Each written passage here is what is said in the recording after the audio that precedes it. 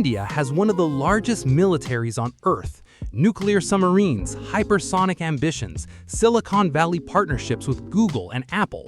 Yet beneath the image of strength sits a fragile dependency almost nobody talks about. And the strangest part? The solution may not come from Washington, Tokyo, or even New Delhi. It may come from the Philippines. Most people think military power is built with tanks, missiles, and aircraft carriers. But modern power actually runs on something quieter: processed minerals, tiny semiconductor materials, shipping corridors, industrial trust, the kind of invisible systems nobody notices until they stop working. And in 2026, those systems began showing cracks. Tesla factories in Nevada started competing for the same critical materials used in drone arteries. Apple suppliers in Southeast Asia quietly raised emergency procurement requests. Even AI infrastructure connected to ChatGPT and Google's expanding server networks began pressuring global supply chains in ways few ordinary people could see. But here's where it gets interesting.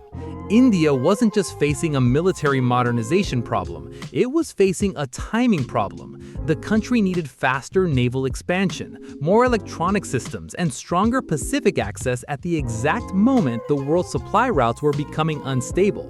And hidden right in the center of that storm sat the Philippines. In Mumbai, defense journalist Priya Sethi once described modern military power like a luxury watch, beautiful from a distance, fragile underneath, because one missing component can stop the entire mechanism. India's naval expansion looked impressive on television: massive destroyers, new drone programs, strategic speeches. But inside procurement offices, another story was unfolding. Delays, rising costs, semiconductor shortages, engineers waiting months for specialized materials arriving from crowded Pacific shipping lanes.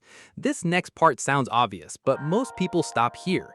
They assume countries simply buy military strength.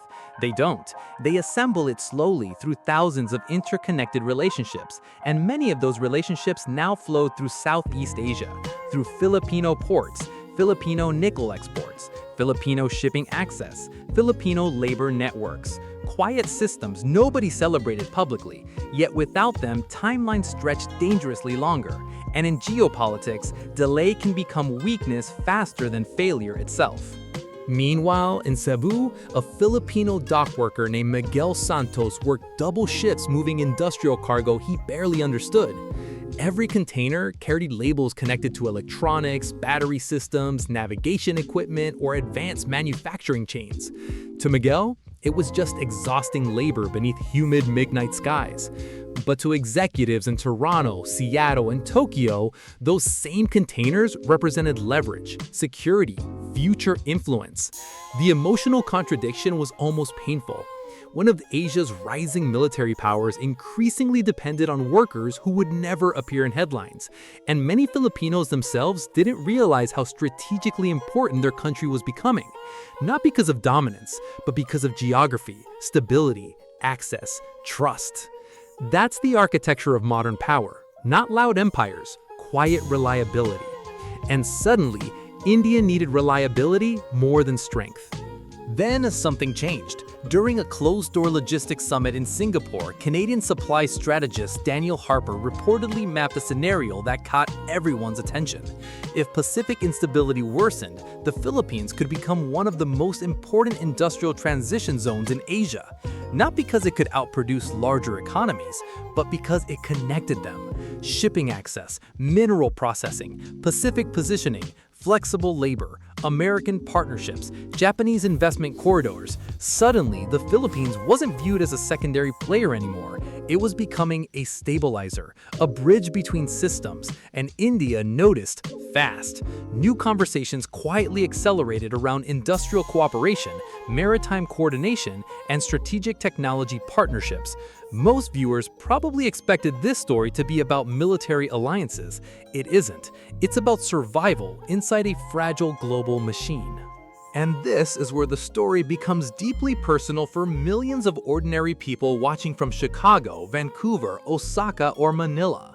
Because the same systems shaping military logistics also shape everyday life. Your iPhone, your Tesla battery, your Google search results, your Notion workspace synced through cloud infrastructure. The modern world feels digital and weightless, but underneath it rests on ships, ports, workers, cables, minerals, and trust. Always trust. When one weak point appears, anxiety spreads everywhere. Investors panic, factories slow down, governments become cautious, and countries begin searching for dependable partners. That's why India's growing relationship with the Philippines matters emotionally. It represents something bigger than strategy. It represents the search for certainty in a world quietly losing stability. Retired Japanese engineer later explained it best during an interview near Kobe Harbor. "Strong countries don't fear enemies first," he said calmly. "They fear interruptions." That single sentence changed how many analysts view the situation. Because interruptions don't look dramatic at first. They look like delayed shipments, slower factories, rising insurance costs, silent shipping reroutes, tiny fractures spreading quietly through enormous systems. And India began recognizing something uncomfortable. Military power alone could not protect against industrial fragility. Reliability mattered more. Relationships mattered more. Geographic trust mattered more. The Philippines offered something rare in modern geopolitics: predictability inside uncertainty. And that predictability was becoming priceless. But here's where it gets even more interesting. The Philippines itself was changing emotionally too.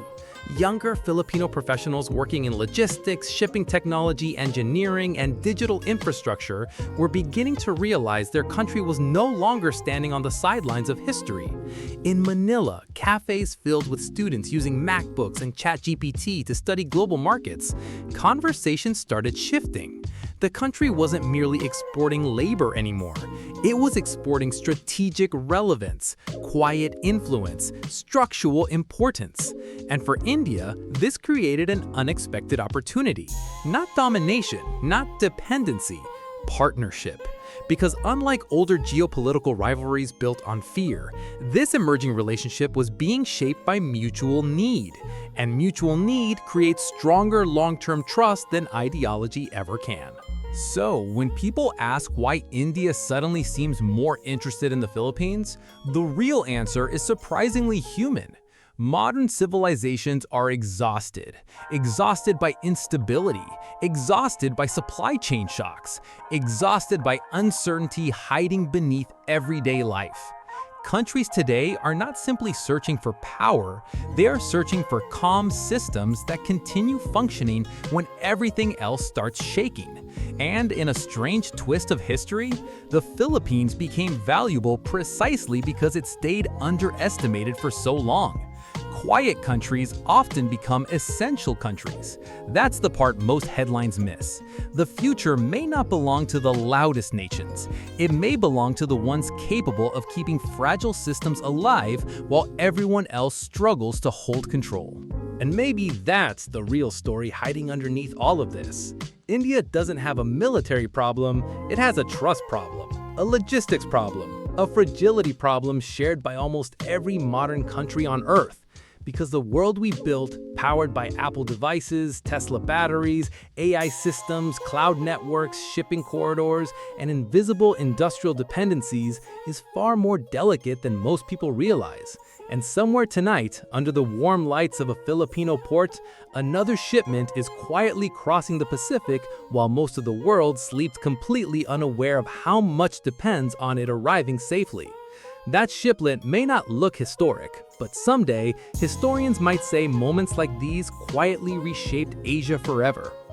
If you enjoyed this cinematic deep dive, subscribe for more human-centered geopolitical stories designed to reveal the hidden systems shaping our world. Because the biggest changes in history rarely begin loudly, they begin silently, before suddenly becoming impossible to ignore.